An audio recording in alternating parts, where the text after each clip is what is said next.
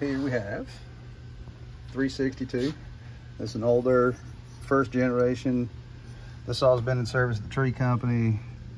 Manufacture date is November of 2013. Thing's got a lot of runtime. I don't have my laptop here to plug it in, but we've been having some issues with the throttle falling out. So on these, and I'll show you when I get this all back together, but I'll show you what we're replacing. So this is kind of like a 100,000 mile service here for the throttle linkage and choke linkage, and we'll get all this tidied up. But you can see, you know, and that mates up against plastic, and there's a decent amount of wear on that end and on this end where it articulates. You know, operator presence levers actually been worn down, or throttle lockout, whichever you prefer. There's a new one. The opening in this trigger has got a fair amount of wear. There's your fresh new one. And then the other thing is where your throttle rod connects, it snaps in to this little slot right here, and it can pop out. So we got to do one of these. And all this is just small ball plastic pieces and stuff. I mean, I don't think we have more than $30 worth of plastic and linkage here, but there's nothing more aggravating than gripping the trigger and nothing happened. So let me put this back together and I'll show you how everything works. Lay your trigger and throttle rod in there, and then drive your pin in there to keep the trigger steady. You want to do this early because you'll have a hard time getting that rod through there. You'll see how it articulates in just a sec. Okay, I've got that resting on top, and this should hear that positive snap. You can't do that with this old one. It just slides in and slides out.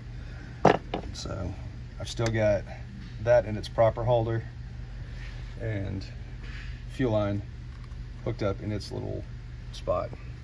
Just got a few last minute things. You've got this that goes here, and then the center ring right here that goes back in the bottom hole. Then we'll put the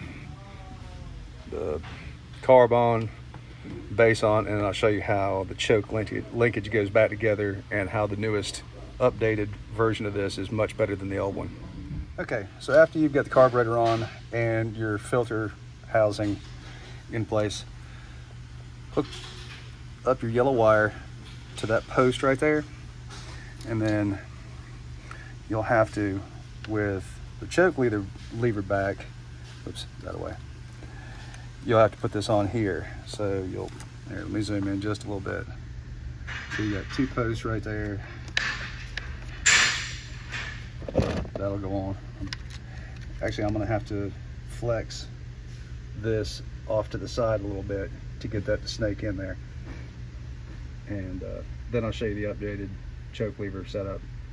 Okay, so the small ear goes in there, and then your larger ear snaps into place right there. And that's how the old system used to work, except for now that when that hole gets wallered out, you've got a retaining clip and this little itty bitty, I think this is like a M10, or excuse me, a T10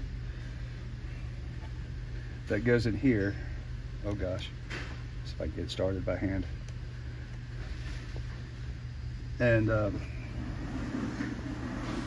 so that way you'll never have a problem with this. Now I will tell you, if you're going to try and attempt this repair and your steel dealer is up to date with his parts lookup, pull your serial number from right there. Bark box. Makes everybody happy. Because whether you have a 362, a 362C, there are a couple of different versions of this where the throttle rod might be a little bit longer or shorter. So you'll have to buy either the rod and then this kit, which is a new choke lever itself, and that retaining tab. Some of the kits come with that, but this is a really nice upgrade, and you'll never have to worry about your choke coming loose. And now you've got, I don't know if I can get in there that good. So, oh gosh, you can see a little bit of the choke rod down there, and it actuates like that. And it's, all this is just super nice and tight right now. And we're ready to put it back together and pull the cord. Thanks for watching. One last thing. You know, and I said these are all little small ball items. So let's see. Carburetor, let's do throttle rod. Those were $8. Trigger, $6.50. And $7 for the trigger. So, you know, that's pretty small ball. I did not realize that the carburetor bracket, that was a spend. That's $41. But if it keeps your throttle rod from popping out, then, you know, it's worth, because that thing was a boomerang. You know, I put the throttle rod back in, they go run it for a day or two, and it would pop out. So that's more aggravating than $40. And I mean, shit, what do you want for a 10-year-old chainsaw? Again, look at that. Date of manufacture, 11/13. That's a lot of use commercially. Anyway, again, thank you for watching. Like, share, subscribe, all that happy stuff.